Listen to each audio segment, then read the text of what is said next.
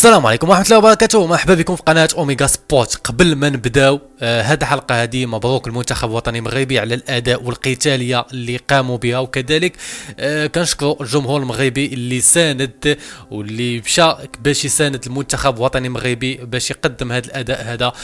مباراة انتهت يعني الزملاء يعني ديال حكيم زياش انتهت مباراتهم ضد المنتخب الكندي ب2-1، بينما في ماتش ديال كرواتيا تعادلوا 0-0 بانتظار كذلك المباراتين ديال اليوم ديال الصبريون، وكذلك الالمان باش نعرفوا شكون اللي غادي يتاهل لا في الصف الاول ولا الصف الثاني، باش يعني يشوفوا المنتخب الوطني المغربي مع من غيلتقي في الثمن النهائي مع اي فريق. وكل شيء حتى الان على حسب التصريحات اللي طلعت لا من الاسبان ولا كذلك من الالمان، كلهم بغاو يعني يتجنبوا ملاقاه ديال المغرب، بجوجهم باغيين يربحوا باش ما يتلاقاوش المغرب. يعني عشنا وشفنا. نمشيو كذلك الكلمات او يعني التصريحات اللي خرجوا بها اللعابه بخصوص يعني هذه المباراه هذه. بوفال اللي قال ثمن النهائي ما قنعناش وغادي نوجدوا الماتش الجاي باش نزيدوا نفرحوا المغاربه، حيت عبر سفيان على الفرحه ديالو ديال المنتخب الوطني المغربي اللي تاهل ثمن النهائي، واللي كانت فرحه يعني ديال الجمهور المغربي بالكامل، واكد باللي غادي يوجدوا الماتش الجاي وحيت ما غاديش يوقفوا عند هذا الدور هذا. سفيان بوفال يعني في التصريح ديالو من بعد ما ربح المغرب ضد كندا قال يعني بالكلمه الدراري تقاتلوا في هذا الماتش وقدرنا اننا نتاهلوا وكل شيء فرحان، وهذا الشيء هو احسن حاجه عندنا الان. واكد كذلك بوفال على اننا غادي نزيدوا ماشي غادي نوقفوا هنا، ما غنتاهلوا يعني حيت التأهل ديال الثمن النهائي ماشي انجاز، واللعابه والمدربين خدامين مزيان وكنتمناو نمشيو بعيد ونزيدوا نفرحوا المغاربه. بينما بونو اللي قال كذلك التأهل ديالنا غادي يبقى متورخ عند المغاربه، ودابا غادي نركزوا على الثمن النهائي، حيث ان ياسين بونو الحارس ديال المنتخب الوطني المغربي عبر على الفرحه ديالو يعني حيت ليكيب ناسيونال يعني تاهلات للثمن النهائي في كاس العالم، وكذلك اكد باللي دابا خاصهم يركزوا على الماتش الجاي. قال ياسين بونو بعد ما سال هذا الماتش هذا باللي الماتش ديال المغرب وكندا كانت مباراه قويه، وقال كذلك على ان الماتش ديال اليوم كان فيه اداء كبير من اللعابه، وهذا الشيء غادي يبقى متورخ بالنسبه لنا وكذلك للشعب المغربي. واكد ياسين بونو على انه دابا خاصنا نفكروا في الماتش الجاي في الثمن النهائي ونلعبوا بنفس العقلانيه والجروب ديالنا، وكذلك باش يقدر يدير اكثر من تاهل للدور الثاني، ربما التاهل الى الدور الرابع.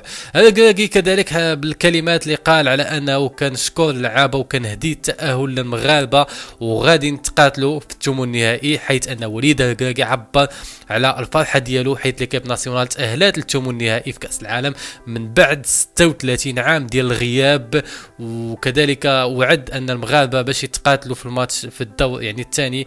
وقال كذلك على ان الماتش ديال المنتخب الوطني المغربي وكندا قال على ان عينا بزاف الماتش ما كانش سهل وكان علينا ضغط، وملي ما كانت يعني كندا تخلعنا، ولكن المهم هو اننا ربحنا. وكمل الكراكي وقال على ان تاريخنا كامل يعني كنا ربحنا غير 2 الماتشات في كاس العالم، ولكن في هذا المونديال ربحنا 2 في الجروبات. وكنشكر اللعابه، راه ولاد الناس كيتقاتلوا على توني ديال البلاد، وكنشكر الجمهور اللي كيستاهل الربح حيت تعاوننا بشكل كبير. واكد كذلك وليد الكراكي باللي مازال غادي نتقاتلوا وخاصنا دابا نعوضوا المجهود ديال الماتش ويعني ديال هذا الماتش هذا ونبداو نفكروا في الثمن ديال النهائي. هذا الماتش هذا اللي قدم فيه زملاء حكيم زياش مباراه قويه، اللي كذلك هذه ماشي انجاز واحد وماشي كذلك نحبسوا لهذا الحد هذا، ما كاين بزاف ديال الجماهير المغربيه اللي فرحانه دابا، والفريق غادي يبغي انه يعني يزيد السعاده ديال الجماهير المغربيه. وفي حين اننا تحدثنا على عز الدين أناحي اللي قال كذلك في التصريح ديالو غادي نبداو نوجدوا كذلك الثمن النهائي، حيث الهدف ديالنا نمشيو بعيد في كاس العالم. حبر التصريح ديالو اللي اكد يعني بعد نهايه المباراه ديال المغرب وكندا قال في التصريح ديالو بالكلمه كل شيء فرحان، والشعب المغربي واللعابه والطاقم التقني حقق واحد الانجاز اليوم وتاهلنا للثمن النهائي. حنا الاولين في الجروب مع منتخبات كبيره ومنتخبات اللي كانت وصيفه في كاس العالم اللي فات. واكد أوناحي باللي المنتخب الهدف ديالو يمشي بعيد في هذا كاس العالم، وقال غادي نبقاو على نفس النهج وغادي نوجدوا الماتش الجاي باش نمشيو لابعد نقطه في هذا المونديال هذا. وكيف ما قلت لكم الا هضرنا على الارقام القياسيه اللي على حسب الارقام اللي عندنا حاليا، فحكيم زياش اصبح يعني اول مغربي يسجل في جوج ديال كؤوس ديال العالم، اضافه الى اشرف حكيمي اصبح كاول عربي يسجل اسرع هدف في كاس العالم.